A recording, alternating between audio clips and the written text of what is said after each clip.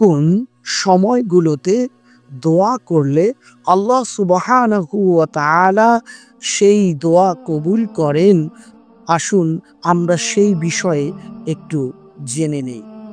আল্লাহ সুবহানাহু ওয়া তাআলা আমাদেরকে তার ইবাদত করার জন্যই কেবলমাত্র সৃষ্টি করেছেন। তাই স্পষ্টত হয়েছে সূরাতুল যারিয়াতের মধ্যে আল্লাহ সুবহানাহু ওয়া তাআলা ইরশাদ করেন, ওয়ামা খলাকতুল জিন্না ওয়াল ইনসা ইল্লা লিয়াবুদুন, অর্থাৎ আমি মানব এবং দানব তথা জিনকে কেবলমাত্র আমার ইবাদত করার জন্যই সৃষ্টি করেছি। এই জন্যই আমরা যখন সূরাতুল ফাতিহা তেলাওয়াত করি তখন আমরা এই বিষয়টি আল্লাহর সামনে উপস্থাপন করি এইভাবে যে ইয়্যাকা না'বুদু ওয়া ইয়্যাকা নাস্তাঈন, আমরা কেবলমাত্র শুধুমাত্র আপনারই ইবাদত করি এবং আপনার কাছেই সাহায্যের প্রার্থনা করি। আল্লাহ সুবহানাহু ওয়া তাআলা আমাদেরকে জানিয়ে দিচ্ছেন কতক্ষণ পর্যন্ত আমরা তার ইবাদতে নিজেকে রত রাখব। আল্লাহ সুবহানাহু ওয়া তাআলা সূরাতুল হিজরের মধ্যে তা উপস্থাপন করছেন এই বলে, ওয়া'বুদ রাব্বাকা হাত্তা ইয়াতিয়াকাল ইয়াকিন, ওহে আমার বান্দা, তুমি আমার ইবাদত করবে যতক্ষণ না তোমাকে মৃত্যু স্পর্শ করে। অর্থাৎ মৃত্যু না আসা পর্যন্ত আমাদেরকে আল্লাহর ইবাদতে নিজেকে নিমগ্ন রাখতে হবে। আর দোয়া হচ্ছে একটি ইবাদত। যেমন নু'মান বিন বাশীর রাদিয়াল্লাহু তাআলা আনহুমা আন্নাহু ক্বালা রাসূলুল্লাহ সাল্লাল্লাহু আলাইহি ওয়াসাল্লাম আদ-দুআউ হুয়া আল-ইবাদাতু, রাওয়াহু আবু দাউদ ওয়া তিরমিজি। নু'মান বিন বাশীর রাদিয়াল্লাহু তাআলা আনহুমা থেকে বর্ণিত, তিনি বলেন রাসূলুল্লাহ সাল্লাল্লাহু আলাইহি ওয়াসাল্লাম ইরশাদ করেছেন, দোয়া হচ্ছে একটি ইবাদত। বরঞ্চ অন্যত্র আমরা দেখতে পাই আনাস বিন মালিক রাদিয়াল্লাহু তাআলা আনহু আন্নাহু ক্বালা রাসূলুল্লাহি সাল্লাল্লাহু আলাইহি ওয়াসাল্লাম আদ-দুআউ মুখুল ইবাদাহ, রাওয়াহু তিরমিজি। অর্থাৎ রাসূলুল্লাহ সাল্লাল্লাহু আলাইহি ওয়াসাল্লাম বলেন, যা আনাস বিন মালিক রাদিয়াল্লাহু তাআলা আনহু থেকে বর্ণিত, তিনি বলেন যে দোয়া হচ্ছে ইবাদতের মূল বা মগজ। আমরা যদি অন্য হাদিসের দিকে তাকাই তাহলে সেখানে দেখতে পাই যে রাসূলুল্লাহ সাল্লাল্লাহু আলাইহি ওয়াসাল্লাম আমাদেরকে জানিয়ে গিয়েছেন যে লা ইয়ারুদ্দুল কদরা ইল্লা বিদুআ, দোয়া ব্যতীত আল্লাহ সুবহানাহু ওয়া তাআলা ভাগ্যের পরিবর্তন করেন না।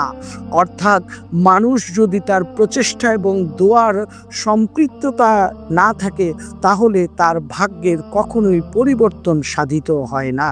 এই জন্য আল্লাহ সুবহানাহু ওয়া তাআলা সূরাতুল মুমিনের মধ্যে স্পষ্টতই বিষয়টি উপস্থাপন করেছেন এই বলে, আল্লাহ সুবহানাহু ওয়া তাআলা বলেন, ওয়াকালা রাব্বুকুম উদউনি আস্তাজিব লাকুম, তোমাদের প্রভু তোমাদেরকে বলছে তোমরা তাকে ডাকো, তিনি তোমাদের ডাকে সাড়া দিবে। আল্লাহ সুবহানাহু ওয়া তাআলা তার কাছে দোয়া করলে তিনি অত্যন্ত খুশি হন। আমরা সাধারণত কারো কাছে কোনো জিনিস চাইলে তিনি বা তারা রাগান্বিত হন, কিন্তু আল্লাহ সুবহানাহু ওয়া তাআলার ক্ষেত্রে তা ভিন্ন। রাসূলুল্লাহ সাল্লাল্লাহু আলাইহি ওয়াসাল্লাম এই বিষয়ে আমাদেরকে বলে গিয়েছেন। তিনি বলেন যে আল্লাহ সুবহানাহু ওয়া তাআলা বরঞ্চ রাগ হন যদি আমরা তার কাছে কিছু না চাই। রাসূলুল্লাহ সাল্লাল্লাহু আলাইহি ওয়াসাল্লাম ইরশাদ করেন, যা তিরমিজি শরীফের মধ্যে উপস্থাপিত হয়েছে, তিনি বলেন, মাল্লাম ইয়াসআলিল্লাহ ইয়াগদাব আলাইহি, তথা যে ব্যক্তি আল্লাহর কাছে কিছু চায় না, আল্লাহ সুবহানাহু ওয়া তাআলা তার প্রতি রাগান্বিত হন। আল্লাহ সুবহানাহু ওয়া তাআলা রাসূলুল্লাহ সাল্লাল্লাহু আলাইহি ওয়াসাল্লামের মাধ্যমে অনেক এই দোয়ার বিষয়গুলি তিনি স্পষ্ট করে গিয়েছেন। যেমন সূরাতুল বাকারার মধ্যে আমরা দেখতে পাই আল্লাহ সুবহানাহু ওয়া তাআলা ইরশাদ করেন, ওয়া ইযা সাআলাকা ইবাদি আন্নী ফাইন্নী করিব উজিবু দাওয়াতাদ দাঈ ইযা দাআন। রাসূলুল্লাহ সাল্লাল্লাহু আলাইহি ওয়াসাল্লামকে অ্যাড্রেস করে, সম্বোধন করে আল্লাহ সুবহানাহু ওয়া তাআলা ইরশাদ করছেন, যখন তোমাকে আমার বান্দারা আমার সম্পর্কে জিজ্ঞাসা করে তখন তুমি বলো ফাইন্নী করিব, নিশ্চয়ই আমি আল্লাহ সুবহানাহু ওয়া তাআলা তাদের অতীব নিকটে রয়েছি। উজিবু দাওয়াতাদ দাঈ ইযা দাআন, যখনই তারা আমাকে ডাকে আমি তার ডাকে সাড়া দেই। আল্লাহ সুবহানাহু ওয়া তাআলা অন্যত্র বলেছেন, ওয়া নাহনু আকরাবু ইলাইহি মিন হাবলিল ওয়ারিদ, আমি বান্দার শাহরগের থেকেও অতীব নিকটে অবস্থান করি। আল্লাহ সুবহানাহু ওয়া তাআলা সূরাতুল আরাফের মধ্যে হাক করেন, উদউ রাব্বাকুম তাদাররুআন ওয়া খীফা ইন্নাহু লা ইউহিব্বুল মু'তাদিন, অর্থাৎ তোমরা কাকুতি মিনতি সহকারে এবং সঙ্গোপনে তোমাদের প্রতিপালককে ডাকো, নিশ্চয়ই তিনি সীমালঙ্ঘনকারীদেরকে পছন্দ করেন না। অন্যত্র সূরাতুন নামলের মধ্যে আমরা দেখতে পাই আল্লাহ সুবহানাহু ওয়া তাআলা ইরশাদ করেন, আম্মান ইউজিবুল মুত্তারা ইযা দাআহু ওয়া ইয়াকশিফুস সুআ, অথবা উপাস্য হচ্ছেন তিনি যিনি আর্তের আহ্বানে সাড়া দেন যখন কেউ তাকে ডাকে এবং বিপদ আপদ দূরীভূত করে। দোয়া করা বড় উপকারী ইবাদত। আমরা যখন কাউকে সালাম দেই, আসসালামু আলাইকুম ওয়া রাহমাতুল্লাহি ওয়া বারাকাতুহু বলে, তখন আমরা মূলত তার জন্য দোয়াই করি। এর অর্থ হচ্ছে আপনার উপর আল্লাহর বরকত, রহমত এবং শান্তি বর্ষিত হোক। এটা মূলত দোয়াই। কাজেই এই উপকারী ইবাদত তথা দোয়া কবুলের কিছু বিশেষ সময় রয়েছে, যে সব সময়ে দোয়া কবুল হতে পারে অবশ্যই আমাদের এই সময়গুলো গুনে নেওয়াও। দোয়া কবুলের উত্তম সময়গুলো তুলে ধরা হলো। এক, রাতের শেষ তৃতীয়াংশে দোয়া করলে আল্লাহ সুবহানাহু ওয়া তাআলা সঙ্গে সঙ্গে তা কবুল করে নেন। রাসূলুল্লাহ সাল্লাল্লাহু আলাইহি ওয়াসাল্লাম ইরশাদ করেছেন, যা মুসলিম শরীফে বর্ণিত হয়েছে, আল্লাহর হাবিব সাল্লাল্লাহু আলাইহি ওয়াসাল্লাম বলেন, ফাইন্নাল্লাহ তাআলা ইয়ানজিলু ইলা সামাঈদ দুনিয়া ফায়াকুলু আলা মিন মুস্তাগফিরিন ফাআগফির লাহু আলা মুস্তাগফিরিন ফাআরতুকাহু আলা মুবতালা ফাআফিহি আলা কাযা আলা কাযা। অর্থাৎ প্রত্যেক দিন পেটের অংশে রাতের আমাদের রব সবচেয়ে নিচের আসমানে এসে আমাদেরকে আহ্বান করে বলেন, তোমরা আমাকে ডাকো, আমি তোমাদের ডাকে সাড়া দিব। কে আছো? তোমরা আমার কাছে কিছু চাও, আমি তা তোমাদেরকে তা দান করব। তোমরা আমার কাছে কে আছো এমন, ক্ষমা চাও, আমি ক্ষমা করে দিব। কেউ রিজিক চাইলে আমি তাকে রিজিক দিয়ে দিব। কেউ তার ব্যাধি থেকে ক্ষমা চাইলে, অর্থাৎ কারো রোগ শোক থাকলে আমি তা আরোগ্য করে দিব। এমনি ভাবে আল্লাহ সুবহানাহু ওয়া তাআলা আমাদেরকে আহ্বান করতে থাকেন। অন্য এক হাদিসে রাসূলুল্লাহ সাল্লাল্লাহু আলাইহি ওয়াসাল্লাম ইরশাদ করেন, যা হযরত জাবের রাদিয়াল্লাহু তাআলা আনহু থেকে বর্ণিত,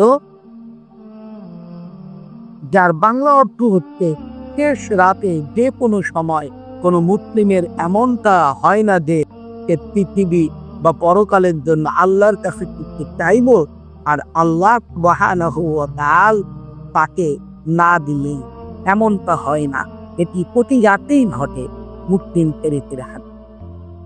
দ্বিতীয়ত, রাসূলুল্লাহ সাল্লাল্লাহু আলাইহি ওয়াসাল্লাম বলেছেন, জুমার দিনে এমন একটি সময় আছে যে সময়টা কোনো মুমিন নামাজ পড়া অবস্থায় পায় এবং আল্লাহর কাছে কোনো কিছু প্রার্থনা করে, অবশ্যই আল্লাহ সুবহানাহু ওয়া তাআলা তার চাহিদা পূরণ করবেন এবং তিনি তার হাত দিয়ে ইশারা করে এই সময়ের সংক্ষিপ্ততার ইঙ্গিত দেন। সুনানে আবু দাউদ শরীফের বর্ণনায় রয়েছে, এই সময়টি হতে পারে আসর থেকে মাগরিব পর্যন্ত। আবার সহিহ মুসলিম শরীফে বর্ণনা পাওয়া যায়, জুমার দিন দোয়া কবুলের চূড়ান্ত সময় হতে ইমাম সাহেব হুজুর মিম্বারে বসা হতে নামাজ শেষ হওয়া পর্যন্ত। এই সময় দোয়া করলে জুমার দিনে দোয়া আল্লাহ সুবহানাহু ওয়া তাআলা কবুল করেন। তৃতীয়ত, আযান ও ইকামতের মধ্যবর্তী সময়ের দোয়া, যা আল্লাহ সুবহানাহু ওয়া তাআলা দ্রুত কবুল করেন। রাসূলুল্লাহ সাল্লাল্লাহু আলাইহি ওয়াসাল্লাম ইরশাদ করেছেন, লা ইয়ারুদ্দু দুআ বাইনাল আযানি ওয়াল ইকামাতি, তথা আযান ও ইকামতের মধ্যবর্তী সময়ের দোয়া ফিরিয়ে দেওয়া হয় না। চতুর্থত, সিজদার মাঝখানের দোয়া। রাসূলুল্লাহ সাল্লাল্লাহু আলাইহি ওয়াসাল্লাম বলেন, যে সময়টাতে বান্দা আল্লাহর সবচেয়ে নিকটবর্তী পর্যায়ে চলে যায় তা হলো সিজদার সময়। সুতরাং তোমরা তখন আল্লাহর কাছে বেশি বেশি যাও। মুসলিম শরীফের হাদিস। পঞ্চমত, রোজাদার ব্যক্তির ইফতারের সময়ের দোয়া। রাসূলুল্লাহ সাল্লাল্লাহু আলাইহি ওয়াসাল্লাম ইরশাদ করেন, তিন ব্যক্তির দোয়া কখনো ফিরিয়ে দেওয়া হয় না। যখন রোজাদার ব্যক্তি ইফতার করে, দ্বিতীয়ত ন্যায় পরায়ণ শাসক, তৃতীয়ত নির্যাতিত বা মাজলুম ব্যক্তির দোয়া। মুসনাদে আহমদ, তিরমিজি। ষষ্ঠত, শবে কদরের রাতের দোয়া।